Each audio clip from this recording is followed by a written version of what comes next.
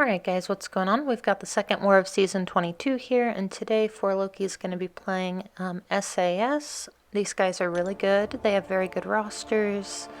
Lots of rank 3 6-stars. They do finish in Masters pretty much every season, I think. But they are a very skilled alliance. We know some people from here, so we're going to do our best to have a good bounce back after my war against Kenobi and that death. So we're going to go ahead and take a look at their defense here. Some pretty smart placements. Nick Fury is not on Path 5 in Section 1, which is interesting.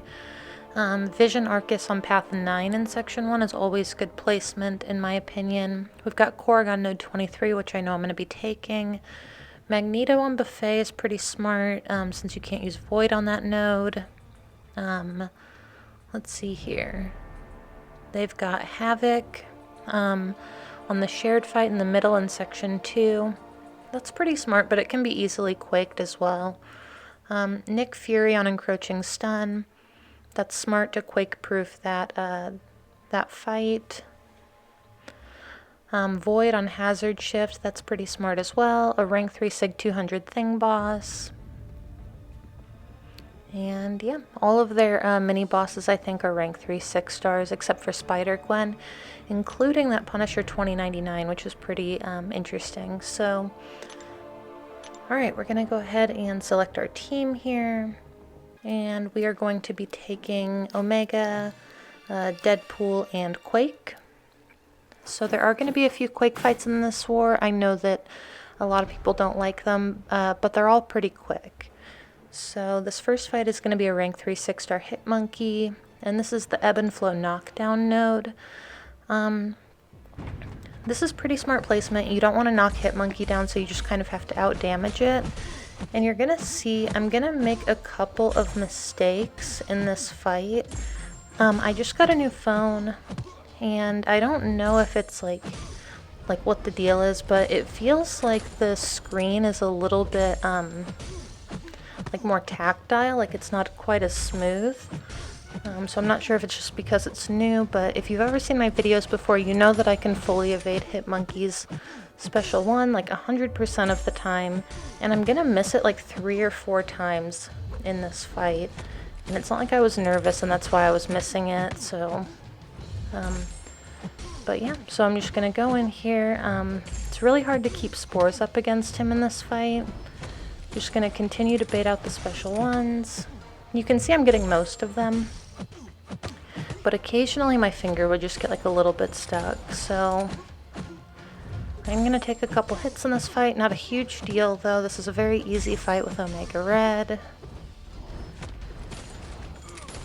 So there we go. Dashed a little bit early there. And yeah, pretty much the most spores I'm going to have on him after that first set fell off, since I can't lock them in, is going to be 10. So, alright, almost done here. He's at 10%.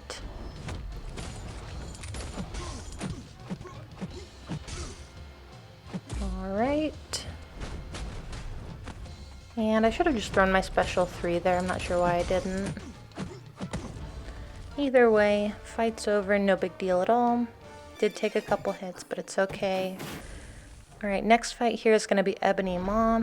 This is pretty smart placement. But Ebony Maw just isn't a great defender. He's easily quaked. Human Torch is a good option for him if you can re-parry. So we're just going to hop into this fight. And I'm going to be doing parry style quaking. I have been practicing this. It's very different from doing full deck style. The timing is different. A lot of people, when they try this, they miss their parries because they try to parry too early. And the reason for that is because when you're doing deck style, you dex earlier than you would parry. Like, you dex pretty much immediately. So it's just about like pausing the time a little bit. There we go. You can see we knocked him down after the first cycle. So the second Aftershock cycle did a ton of damage. Here we are going to hop in to this Nova fight. This is going to be a rank 2 6-star Nova on steady build-up Fury and heavy hitter. So this is good placement as well. He's very hard to parry and re-parry for that matter. So someone went in here with Doom and he was just like doing double mediums. It was very difficult. So I'm going to come in here and Quake this fight. It should be really easy. So again, this is why I kind of practiced the parry style in the off season. Got pretty comfortable with it again. Gonna knock him back to get a little bit of space here.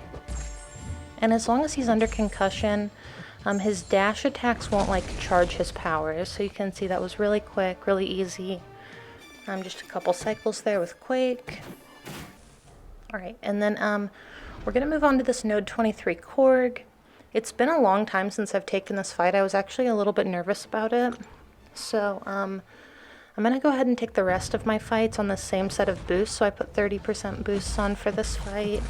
And it's a good thing I did because you're going to see that me being rusty definitely impacted the way that I played this fight.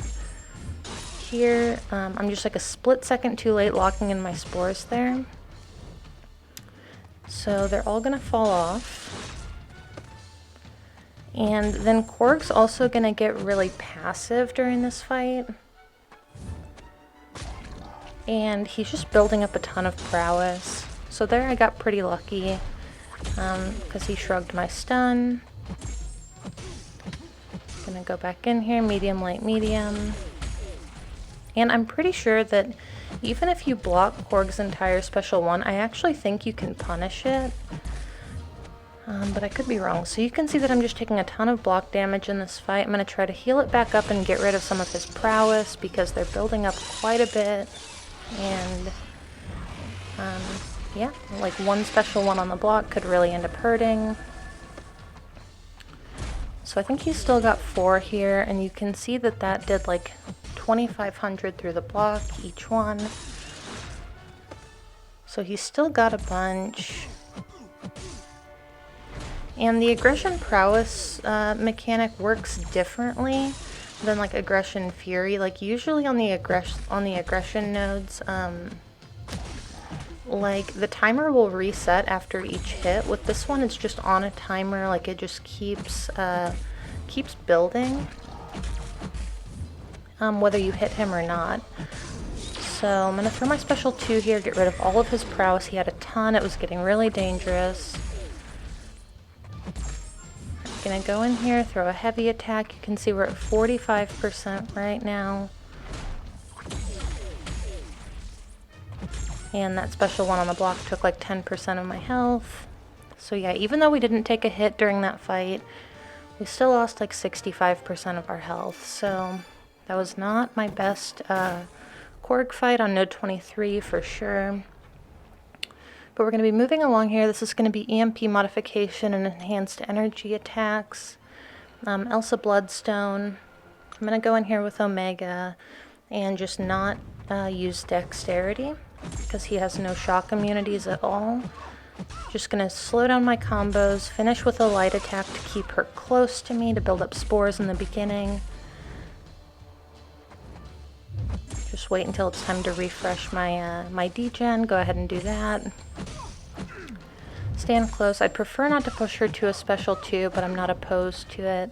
But as you can see, that fight was just super easy. Omega has pretty much no issue with that fight.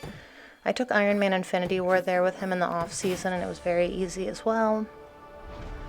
Okay, so we're going to be moving on to Path 1 in Section 2. This is going to be an Emma on Vigor.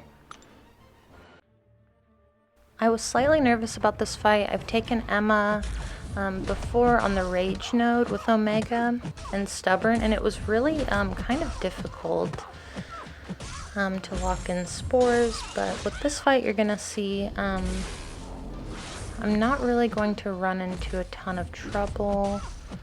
So I'm just trying to stay close to her here. I don't really care if she throws her specials. Vigor is As long as you have a high damage champion that you're using, Vigor is like no problem at all. They'll almost never regenerate as long as you're able to do a bunch of damage to them. So yeah, you can see that was very short, very easy. So now we're going to move along here to our last fight of the war. This is going to be a Magneto. I think it's just a rank 2 Magneto. Buffet and Lionheart. This is pretty good placement. Can't use Warlock here. You probably could, but not ideal. I am going to make one mistake during this fight, and you'll see it here in a second, but overall this is going to be a really quick fight. Alright, so there I let off of my heavy. So you can see he's at like 70% right now. And then as soon as I trigger Dex, he's going to heal up like 24,000 health. That was completely my fault. So I'm going to switch up to like a combination of parry style and Dex style for the rest of this fight to avoid letting off my heavy like as it gets close to the aftershocks expiring. Because that's generally when you tend to let off your heavy a little bit. So you can see it's getting kind of close. I'm going to parry a hit. Keep going. And yeah. So this is going to be a really easy fight. Magneto down. No big deal. He's not a stubborn defender. So yeah, that was actually the end of my war. 7 fights. Well, 6.5, not too bad. And we did end up winning this war. It was extremely close for a long time. Like when my battle group cleared, I think like as an alliance, we were tied with them in deaths. And then the other 2 battle groups did a great job of finishing their map, and we did pull ahead. So yeah, we did end up winning this war. That means 1 win, 1 loss for the season, and hopefully we can kind of keep this momentum going. But anyway, thank you guys so much for watching, and I will see you in the next video.